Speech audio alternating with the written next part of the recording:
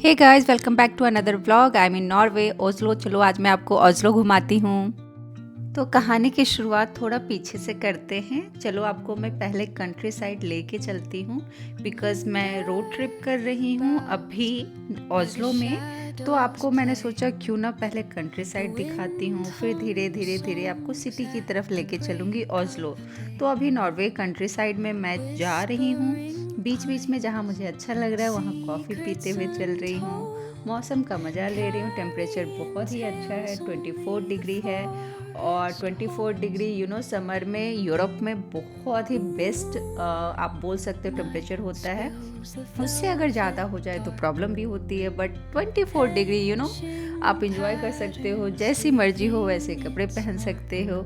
और ग्रीनरी का मज़ा लेते हुए मैं चल रही हूँ। मैंने सोचा क्यों ना आपको भी थोड़ा बहुत दिखाया जाए, तो क्यों ना आप भी मजा लें मेरे साथ। ज़रूरी नहीं है हर बार आप खुद से जाके घूमो, कभी कभी मैं भी घुमा दूँगी। तो बस मैं चल रही हूँ कंट्री साइड होते हुए ओस्लो की तरफ। और नॉर्वे अपने आप में बहुत ही खूबसूरत कंट्री है, बट समर में कम्प्लीटली डिफरेंट होता है विंटर से। विंटर में अगर आप जाते हो तो वो कम्प्लीटली डिफरेंट दिखेगा, समर में कम्प्लीटली डिफरेंट। और डे टाइम भी बहुत ज़्यादा होता है, बहुत सारे रिवर्स हैं, सीज़ हैं और लेक हैं, माउंटेन है और सब कुछ ही है। मतलब लगता है कि नेचर ने भर भर के दिया हुआ है, सब कुछ ब्यूटी दिया हुआ है, एलिगेंट दिया हुआ है, सब कुछ।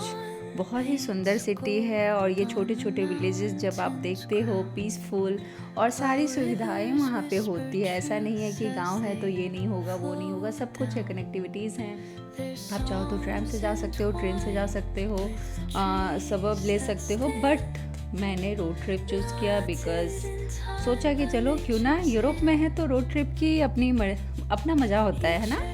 तो चलो घूमते हुए चल रहे हैं, थोड़ा बहुत आपको भी दिखाते हुए चल रही हूँ, थोड़ा बहुत मैं भी घूमते हुए चल रही हूँ। और ये थोड़ा बहुत अंदर बैठे बैठे मैंने शूट किया हुआ है मोबाइल से, और घूमते घूमते पहुँच गए ओस्लो।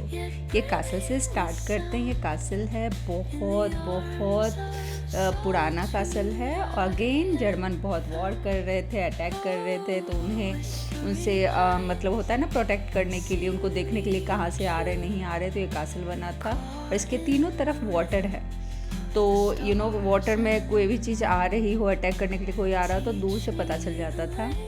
तो इसलिए ये कासल बना था जर्मन से प्रोटेक्शन के लिए। यस। तो कासल बहुत ही सुंदर है और मैं जा रही हूँ, अंदर जा रही हूँ, थोड़ा बहुत घूम रही हूँ। और बहुत बहुत ज़्यादा एक्सट्रीमली होता है ना, ब्लॉगर टाइप से मैं नहीं हूँ। लास्ट ब्लॉग भी आपने देखा होगा तो उसमें आपको पता चल ही गया होगा कि कोई एस्थेटिक वीडियोस नहीं आते मेरे। और उस टाइम पे तो मेरे ट्राइपॉड भी लूज़ थे, तो फिर वो वीडियो भी शेक हो रहा था। बट अभी देख रहे हैं, घूम रहे हैं। चलो कासल के अंदर भी बहुत ब्यूटीफुल ये फ्लावर्स वगैरह लगे हुए हैं, और एक सुवेनियर शॉप भी है जहाँ से आप चाहो तो कुछ ले सकते हो। और नॉर्वे की करेंसी अलग है, डिफरेंट है, यूरो नहीं है। तो अगर आप कुछ भी बाय करना चाहते हो तो वहाँ की करेंसी होनी चाहिए, या नॉर्वेगियन जो भी क्रोना है उनका वो होना चाहिए। अदरवाइज़ आप कार्ड से पे कर सकते हो, बट कन्वर्जन रेट लगेंगे अगर आपके पास इंटरनेशनल वाले कार्ड नहीं है तो। अदरवाइज पर ट्रांजैक्शन डिपेंड करता है आपका कौन सा कार्ड है, तो लगेंगे। मेरे तो लगे थे, मैं कॉन्फिडेंट थी कि नहीं मेरे तो नहीं चार्जेस लगते हैं। बट कई बार अगर शॉपकीपर आपको यूरो में चार्ज कर रहा है तब तो नहीं लगेंगे, बट वो अगर लोकल करेंसी में कर रहा है तो आपको लगेंगे। और तीनों तरफ कासल के बाहर ये वाटर है। और वाटर ऐसा नहीं कि सिर्फ वाटर है, वो पोर्ट है, वहाँ पे शिप वगैरह आते हैं, फेरी है, क्रूज है, सब कुछ आते जाते रहते हैं। काफ़ी हैपनिंग सी जगह है, पार्टी वाइब आएगी आपको वहाँ पे अगर आप जाते हो तो। अभी मैं आपको धीरे धीरे धीरे पूरा ओस्लो घुमा रही हूँ।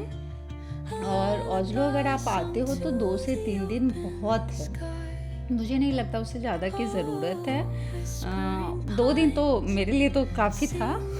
और फिर मैं मतलब ऐसा नहीं है, स्लो ट्रैवल के लिए मुझे नहीं लगता ओस्लो, मतलब आप कहीं और कंसीडर कर सकते हो। ओस्लो 2 दिन सही है, आप ज़्यादा दिन रहोगे तो फिर बोर भी हो जाओगे। बहुत बहुत ज़्यादा कुछ नहीं है, 2 दिन बहुत होता है। और समर में दिन बहुत बड़ा होता है, तो आप आराम से 10-11 बजे तक घूमते रहोगे। और ये सिटीज़ वगैरह भी बहुत ब्यूटीफुल है, क्लीन है, लोग कम हैं, लैंग्वेज उनका अपना लोकल लैंग्वेज है, यस।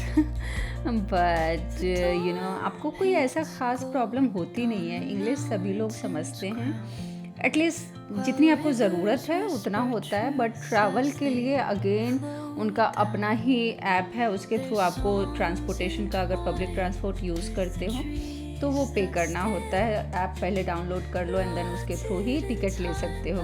ऐसे ऑल ऑफ सडन आप ट्रैम में जाकर टिकट्स नहीं ले सकते। बट अगर कोई सेंट्रल स्टेशन है या बड़ा ट्रेन स्टेशन है, वहाँ से आप टिकट्स ले सकते हो। तो मैंने वहीं से टिकट्स लिया था और फिर वहीं से घूमते घूमते हम लोग चल रहे हैं अभी। और अगेन क्या ही बताऊँ, अभी मैं जा रही हूँ ओपेरा हाउस। यहाँ बहुत फेमस है, अंदर तो थिएटर वगैरह चलते रहता है और अंदर जाने के लिए पूरा प्लान करना होता है, पहले से आपको टिकट्स लेने होते हैं। बट मेरा तो सडन प्लान है, सडन नहीं है, आई मीन थिएटर देखने के लिए टाइम लगता है और उतना बैठ के सुकून से दिल नहीं कर रहा है हमारा। और ये जो ओपेरा हाउस जाते टाइम में ये आप देख रहे हो ना, मतलब यहाँ पे पार्टी चलते रहती है। फेरी है, फेरी से आप जाओ आओ, कहीं 1 घंटे की फेरी लेनी है, 2 घंटे की फेरी लेनी है, पूरा हर 1 घंटे फेरी चलती रहती है। आप फेरी ले सकते हो, उससे घूम सकते हो, प्राइवेटली बुक भी कर सकते हो, पार्टी वगैरह करना है तो वो भी हो सकता है। अगेन आपके पास उसके लिए टाइम होना चाहिए और आपकी मर्ज़ी है तो। बट मुझे मतलब अच्छा लगा, सब कुछ देख रही हूँ मैं, बट मुझे बाहर से बैठ के मज़े लेना था। और सामने देखो शिप वगैरह इतनी क्लीन थी, कभी कभी मुझे लगता है कि ये मतलब इतना क्लीन कैसे है, आखिर कैसे है इतना क्लीन, ये नहा धो के अभी निकला है शिप फेरी या फिर नया ला के रख दिए हैं। बिकॉज़ अगर कोई चीज़ फंक्शनिंग है ना तो इतना क्लीन कभी कभी मुझे डाउट होता है कि इतना क्लीन कैसे है आखिर। और ऐसे करके कैंपिंग के लिए कोई लोग जा रहे हो आप लोग या प्लान करते हो तो ऐसी वाली वैन होती है, उसको भी आप फेरी पे रख के जा सकते हो कहीं, अगर मर्ज़ी है तो घूमना चाहो तो जा सकते हो। और यहाँ बीचेस भी हैं, अगर आप सोचते हो, बहुत लोग कंसीडर करते हैं ना, अरे नॉर्वे है, फिनलैंड है, वहाँ क्या बीच होगा, तो ऐसा बिल्कुल भी नहीं है।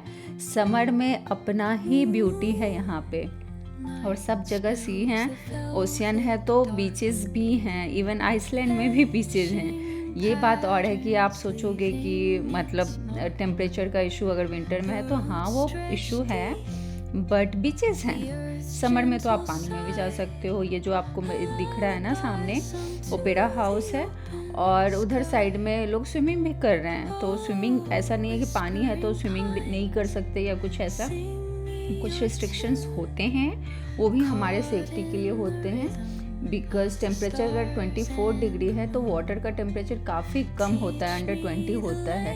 और अगर अंडर 20 है, अगर आप पानी में जाते हो तो कई बार थोड़े टाइम में आपको पता नहीं चलता क्योंकि विल पावर स्ट्रांग रहता है, बट अंदर से बॉडी बहुत ठंडी पड़ जाती है। तो इसलिए कुछ सेफ्टी रूल्स होते हैं जिसको फॉलो करना बहुत ज़रूरी होता है। और चलो, ज्ञान की बातें बहुत हो गई, मैं जा रही हूँ अभी ओपेरा हाउस की तरफ। और यहाँ पे बहुत जो 50-60 प्लस वाले लोग होते हैं, जनरली उनको स्लो ट्रैवल पसंद होता है और या फिर थिएटर बहुत इन्जॉय करते हैं, तो वो लोग तो डेफिनेटली प्लान करके आते हैं। उनका ही प्लान होता है, मतलब वो पूरा ईयर प्लान कर लेते हैं। हमारे कुछ मेरे कॉलीग्स हैं, जर्मन कॉलीग्स हैं, जो पूरा ईयर का प्लान, कॉन्सर्ट वगैरह प्लान किए हुए रहते हैं। उनके लिए बेस्ट गिफ्ट होता है अगर आप देना चाहो किसी को। तो मैं चल रही हूँ, आप लोगों को भी देख सकते हो। जनरली लोग जो आपको दिख रहे होंगे थोड़े 40-50 प्लस वाले हैं, बिकॉज ओपेरा हाउस की तरफ मैं जा रही हूँ। और again I am sorry because मेरा कैमरा शेक हो रहा है और जो ट्राइपॉड था उसका कुछ आगे का स्क्रू जो है वो लूज़ हो गया है। और बाद में जब मैं वीडियो देख रही हूँ तो मुझे रियलाइज़ हो रहा है कि अच्छा ये शेक हो रहा है बट उस टाइम मुझे पता नहीं चला। और बैटरी बचाने के चक्कर में मैं बहुत ज़्यादा देख नहीं रही थी। प्रीव्यू होता है ना कि हाँ कैसा वीडियो आया है, और अगर आप देख भी लो तो स्क्रीन काफ़ी छोटा होता है कैमरा का, तो बहुत ज़्यादा पता भी नहीं चलता। और बहुत सारे कबूतर, बर्ड्स आपको यहाँ पे दिखेंगे। हर सभी जगह दिखते हैं, यहाँ पे भी दिखेंगे, बट स्टिल कैसे क्लीन रहता है पूरा, ये मुझे जानना है। क्लीन बहुत था और सभी लोग कबूतर का फ़ोटोज़ ले रहे थे, मैं भी थोड़ी बहुत ली, घूम रही हूँ। और आपको अभी मैं निंजा टेक्निक भी बताऊंगी अगर कहीं व्यूज़ अच्छा है तो, क्योंकि मैं क्या हो रहा है ना, कैमरा मैं अच्छे से ट्राइपॉड में लगा के रख दे रही हूँ। ट्राइपॉड छोटा सा है और फ़ोटो के लिए मैं रैंडम किसी को बोल देती हूँ अगर 1-2 फ़ोटो चाहिए। वैसे तो सोलो में फ़ोटो कम ही होते हैं, तो रैंडम मैं किसी को भी बोल दे रही हूँ। और कभी फ़ोटोज अच्छे आते हैं, कभी नहीं आते। जैसे कि अभी मैं किसी को देख रही हूँ, कोई मुझे मिल जाए, मैं बोलूँगी लो मिल गया, तो मैं यहाँ बैठी हूँ, कैमरा रख दिया सामने से, पोज अपना दिए जा रही हूँ। कुछ फ़ोटोज़ तो अच्छे आ ही जाते हैं, जो कि थंबनेल में आपको दिख ही रहे होंगे, तो अच्छे आ जाते हैं फ़ोटो। और फिर ऐसे बस रैंडम 5 सेकंड का टाइम होता है, हो गया। और मैं देख रही हूँ, काफ़ी सही लग रहा है। और मुझे मोशन सिकनेस बहुत ज़्यादा होता है, तो मैं प्लान नहीं कर सकती वो जो सामने दिख रहा है वहाँ जाऊँ, कि झूले पे बैठूँ। कुछ अम्यूज़मेंट पार्क डेनमार्क में भी मैंने उसको मिस कर दिया था, बिकॉज़ मुझे मेरे से नहीं हो सकता, तो मैं सोच भी नहीं सकती, तो उस चक्कर में मैं नहीं जा रही हूँ। मुझे दूर से, लेकिन दूसरे लोग जब एंजॉय कर रहे हो तो वो मुझे बड़ा अच्छा लगता है। कसम से मैं बहुत एंजॉय करती हूँ दूसरे लोगों को एंजॉय करते हुए देख के। और यहाँ आप स्विमिंग भी कर सकते हो, देखो नीचे जाके। और मैं अभी ओपेरा हाउस में ही हूँ, और यहाँ आसपास लोग बहुत बैठे रहते हैं। कभी देखा, कुछ इधर उधर देख रहे हैं, कुछ लोग नीचे जाते हैं। स्विमिंग जिनको करनी है नीचे भी जा सकते हैं। और थोड़ा क्लाउडी अभी हो गया है, तो इस चक्कर में बहुत डार्क आपको दिख रहा होगा, बट अदरवाइज़ टेम्परेचर का कोई प्रॉब्लम नहीं है। थोड़ा विंडी है, but 24 degree it's the best. और फिर बस ऐसे ही है, मैं घूम रही हूँ और मुझे भूख भी लग गई। बहुत अच्छा मैंने ब्रेकफास्ट किया था, लेकिन अभी लंच का टाइम हो रहा है, मुझे भूख भी लग रही है। मैं आसपास ही देख रही हूँ कहाँ क्या है, तो मुझे अभी गूगल से पता चला है पास में ही। और ये जो मंच है ना, ये भी काफ़ी फेमस है। ओपेरा हाउस के बगल में मच, जो भी है मंच पता नहीं, जो भी आप गूगल जब करते हो तो ये सारी चीज़ें दिखती हैं। वो कासल था, फिर उसके सामने पानी था, फिर ये ओपेरा हाउस है, फिर ये मंच है। फिर अभी मैं आपको लेके चलूँगी, वो स्ट्रीट फूड का लोकल मार्केट है। अंदर जाओगे, मॉल के अंदर है, एक फ्लोर पे मॉल टाइप से बिल्डिंग है। मॉल उसको एग्जैक्टली तो नहीं बोलेंगे। और फिर मैं जाऊँगी, तो फिर अभी मैं आपको दिखाती हूँ। ये मंच है, और अच्छी बात ये होती है ना कि यहाँ भीड़ नहीं दिखती बहुत ज़्यादा लोग। तो जब आप बाहर जाते हो, टेम्परेचर भी अच्छा होता है, तो काफ़ी क्लोजली आप फील कर पाते हो, आपको अच्छा लगता है। और सोचने का टाइम होता है, आप मज़े कर पाते हो थोड़ा सा, और फिर थोड़ा बहुत फ़ोटोज़ लेते हो। एक होता है ना मोमेंट में रहना, आप रह लेते हो बिना सोचे समझे। और ये मेरी निंजा टेक्निक है, बिकॉज़ यहाँ से व्यूज़ बहुत अच्छा आ रहा था। और मैं बहुत टाइम से वेट कर रही थी, 10 मिनट से मैं यहाँ पे वेट कर रही हूँ, और ये लोग हट नहीं रहे थे। फिर मैंने कैमरा रखा, सेल्फी लेने के लिए मैं खुद ही चली गई। कैमरा अब सामने रखा और मोबाइल लेके चली गई। तो जैसे मैं गई, वो काफ़ी एलिगेंट कपल थे, वो खुद ही हट जाते हैं, अभी आपने देखा। और लोग ढीठ नहीं होते, इतने भी ढीठ नहीं होते, कोई भी नहीं होता, कहीं भी नहीं होते। तो मैं गई, क्योंकि उनको भी पता होता है सभी को थोड़ा बहुत लेना रहता है, अपना टाइम एंजॉय करना होता है। तो फिर वो लोग साइड में चले गए और मैं ले रही हूँ फ़ोटोज़। और रैंडम मैं यहाँ पे भी किसी को बोली हूँ मेरे फ़ोटोज़ ले लो, और मेरा कैमरा सामने है, मैं बस पोज दिए जा रही हूँ। तो ये निंजा टेक्निक होती है सोलो में। आप सोचते हो ना फ़ोटोज़ कौन लेता है, तो भाई फ़ोटोज़ ऐसे रैंडम बहुत लोग मिलते हैं, बहुत अच्छे लोग भी होते हैं, कुछ हड़ी में होते हैं तो अच्छा फ़ोटोज़ नहीं ले पाते, ब्लर हो जाता है या कुछ भी। बट नेवर माइंड, मैं जाती हूँ उस मोमेंट को एंजॉय करने के लिए, ठीक है। ट्रैवलिंग अब फ़ोटोज़ और वीडियोज़ से कहीं ऊपर हो गया है। I mean, वो तो 1% भी नहीं है। अगर फ़ोटोज़ वीडियोज़ की आप बात करते हो तो 1% भी नहीं है मेरे लिए, बिकॉज़ फ़ोटोज़ वीडियोज़ तो ठीक है, गए तो निशानी के तौर पे आप बोल सकते हो, मेमोरीज़ है वो। बट उस टाइम पे आप नए लैंग्वेज सुनते हो, नई करेंसी है, नए लोग हैं, नई जगह है, नए लोकल फूड्स हैं, वो काफ़ी डिफरेंट एक्सपीरियंस होता है और इन अ वे आपको बहुत एम्पावर करता है। स्पेशली जब आप अकेले जाते हो, बहुत सारे रिसर्च होते हैं, बहुत सारे आप अटेंटिव मोड में होते हो, डिफेंसिव मोड में भी होते हो, कहीं कुछ हो ना जाए, और आपको आपके सेफ्टी की, आपके हेल्थ की सारी रिस्पॉन्सिबिलिटी आपके ऊपर होती है। पैसे की रिस्पॉन्सिबिलिटी होती है, हर जगह आपको खुद से पे करना है, और फिर करेंसी डिफरेंट है, आपको सारे रिसर्च करने हैं, कहाँ जाना है, नहीं जाना है, या कितने टाइम में जाना है, आना है, फिर पब्लिक ट्रांसपोर्ट यूज़ करना है, आपको रेस्टोरेंट सर्च करना है खुद ही, और फिर कोई वैलिडेशन नहीं चाहिए किसी से, क्या खाना है, नहीं खाना है, अच्छा खाना है, बुरा खाना है, या फिर बहुत एक्सपेंसिव खाना दे रहा है मान लो किसी रेस्टोरेंट में, या फिर स्ट्रीट फूड खाना है, लोकल खाना है, 5 यूरो का खाना है या 50 यूरो का खाना, ये सब आप खुद से डिसाइड करते हो। और इसकी एक डिफरेंट मतलब पर्सपेक्टिव होता है, डिफरेंट ब्यूटी होता है, जो इन ए वे आपको बहुत एम्पावर करता है। और वो कोई भी सुनेगा ना तो एक बार 2 बार ऐसे समझ नहीं आएगा, आप इसको दूसरे वे में ले लोगे, बट जब आप बार बार जाते हो ना, तो ये मुझे लगता है कि अंडररेटेड थिंग है। जो एम्पावरमेंट की लोग बात करते हैं ना, ये बहुत अंडररेटेड है। और ये मैं ये नहीं बोल रही हूँ कि हस्बैंड को छोड़ के जाओ, हस्बैंड तो बहुत बाद में आए, उससे पहले पापा होते हैं लाइफ में, भाई होते हैं, मेल फिगर बहुत होते हैं हमारी लाइफ में। तो इन जनरल मुझे लगता है कि जाना चाहिए, और ऐसी जगह जाओ जहाँ कोई नहीं आपको जानता, तो फिर वो फीलिंग जो होती है ना काफ़ी डिफरेंट होती है।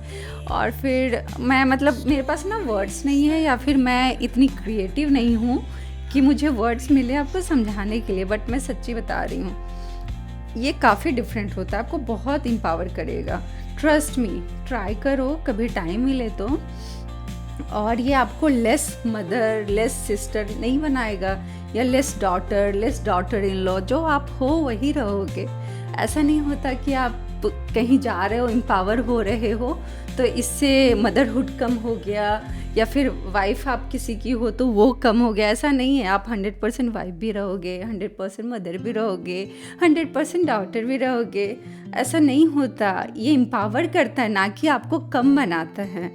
और आप कुछ भी गलत नहीं कर रहे हो, अर्न करो, अच्छे से फैमिली को रन करो, और फिर घूमो क्योंकि मुझे लगता है कि स्पिरिचुअली कनेक्टेड फील होना भी इम्पॉर्टेंट है, और अगर खुशी मिलती है कहीं जाके आपको एम्पावर फील होता है, तो वो भी करना चाहिए टाइम टू टाइम। और कई बार क्या होता है ना, खुद खो जाना बहुत ज़रूरी होता है खुद को पाने के लिए, ये ना। तो फिर कभी आप ऐसी जगहों पे जाते हो जहाँ कोई नहीं जान रहा, आपको प्रिटेंड नहीं करना, किसी की वैलिडेशन नहीं चाहिए, सब कुछ अपनी मर्जी से हो रहा, ज़्यादा स्ट्रेस नहीं है, ज़्यादा क्या बिल्कुल भी स्ट्रेस नहीं है। बहुत रिसर्च किया आपने, हर चीज़ किया, और फिर सब कुछ हो रहा है, तो आपको इन ए वे काफ़ी एम्पावर फील होता है।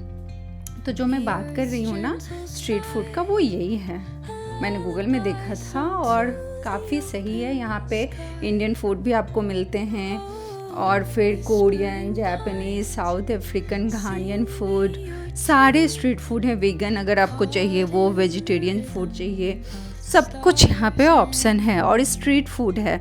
तो अगर आप सोचते हो कि बहुत ऐसा सैंडविच टाइप से कुछ मिलेगा सिर्फ, तो ऐसा नहीं है, आपको दूसरी चीज़ें भी मिलती हैं। और मैं अभी जा रही हूँ, जो मैं खाऊंगी वो है मेरा फूड। अभी मैं जापानीज खाने वाली हूँ क्योंकि मुझे भूख भी लगी है, और मैं इंडियन दिन में अवॉइड करती हूँ, बिकॉज नान वगैरह खा लो तो थोड़ा आलस आ जाता है, फूड थोड़ा ज़्यादा हो जाता है ना, तो मुझे ऐसा लगता है कि मैं ग्लूटेन खाती हूँ तो हैवी फील करती हूँ। तो लंच में मैं सोचती हूँ थोड़ा राइस वगैरह या दूसरी चीज़ें हों तो वो ज़्यादा सही है। रात में चलेगा, दिन में अवॉइड करती हूँ। तो फिर ट्रैवल में स्पेशली, तो मेरा फूड अभी मैं आपको दिखाऊंगी। पहले मैं आपको घुमा रही हूँ, और अंदर का जो डेकोरेशन है ना वो भी काफ़ी डिफरेंट है। और अगेन मैं वीडियोग्राफर नहीं हूँ तो मेरे वीडियो में उतने अच्छे से आ नहीं रहा है, बट मैं ट्राई कर रही हूँ। और अगेन यहाँ पे कोई मिली मुझे जिसको मैंने बोला प्लीज़ मेरे फ़ोटोज़ ले लो, बिकॉज मुझे बहुत अच्छा लग रहा था decoration, but you know lighting ऐसी थी कि फ़ोटोज़ बहुत अच्छे आ नहीं रहे हैं, तो मैं बस पोज दे रही हूँ और वीडियो कैमरा सामने रखती हूँ। चलो अंदर की तरफ चलते हैं। और ये रहा मेरा खाना, बहुत यम्मी था, बट खाना ये टोटल 18-19 यूरो का है। और ये नेशनल थिएटर है यहाँ का, ओस्लो का। और मैं चल रही हूँ, घूम रही हूँ। ये मुझे फाउंटेन बहुत प्रिटी लगा। और यहाँ हमेशा कंस्ट्रक्शन का काम चलते रहता है, कहीं पे भी जाओ, इवन बर्लिन में भी हमेशा जो भी हिस्टोरिक प्लेसेस होते हैं कुछ ना कुछ काम चल रहा होता है। तो जो आप पिक्चर परफेक्ट देखते हो ऐसा कुछ सामने से दिखता नहीं है। वो थिएटर था। और फिर यहाँ पे ना बहुत, जो आप किंग वाली लाइफ सोचते हो ना, यहाँ पे बहुत सारे बॉडीगार्ड्स हैं। और देखो ये चेंजेस भी होते हैं टाइम टू टाइम, पता नहीं क्यों हैं लेकिन हैं। और मुझे काफ़ी डिफरेंट लगा क्योंकि अंदर कुछ लॉ जैसा चलता रहता है। और ये पार्क है, ये पार्क भी बहुत फेमस है यहाँ पे ओस्लो में। घूम रही हूँ, यहाँ पे डक आपको बहुत दिखते हैं। देखो डक है ना, बहुत सारे डक थे। और अगेन नेचर को आप फील करो, प्यार से बैठ सकते हो। मैं तो यहाँ पे 2 घंटे बैठी रही, मुझे इतना प्यारा लगा, ग्रीनरी, वेदर भी परफेक्ट, तो मुझे बहुत अच्छा लग रहा है। मैं यहाँ पे बहुत टाइम बैठी हूँ। बाद में मैंने सोचा चलो कुछ टाइम वीडियो भी ले लेती हूँ 5-10 सेकेंड्स का। और बस सिटी घूम रही हूँ, नेशनल थिएटर, मंच, ओपेरा हाउस, बीचेस वगैरह सब आपको मैंने दिखा ही दिया। और ओस्लो में बहुत ज़्यादा कुछ नहीं है, 2 दिन बहुत होता है। बस ट्रैवल के लिए आपको ऐप अलग से इंस्टॉल करना होता है। और ये मैं स्ट्रीट जा रही हूँ, लग्जरी स्ट्रीट है यहाँ पे। अगर कुछ शॉपिंग वगैरह आपको करनी है तो कर सकते हो, सुवेनियर ले सकते हो। और अगेन ये पार्टी हब है, अगेन दूसरे साइड अभी मैं आ गई हूँ। और यहाँ पे आप बुक कर सकते हो, शाम का भी टाइम हो चुका है। और ये जो भी पावर हाउस, लाइट हाउस ये है। और पार्टी के लिए जा सकते हो, शाम में कुछ सेलिब्रेशन करना है वो कर सकते हो। और ऐसे बना हुआ है यहाँ पे, जो भी सी का बैंक है ना, जो भी बीचेस है बैंक है उसका वहाँ पे। और जब सामने से आप देखते हो तो काफ़ी डिफरेंट दिखता है। और खाना खा के मिलते हैं नेक्स्ट व्लॉग में।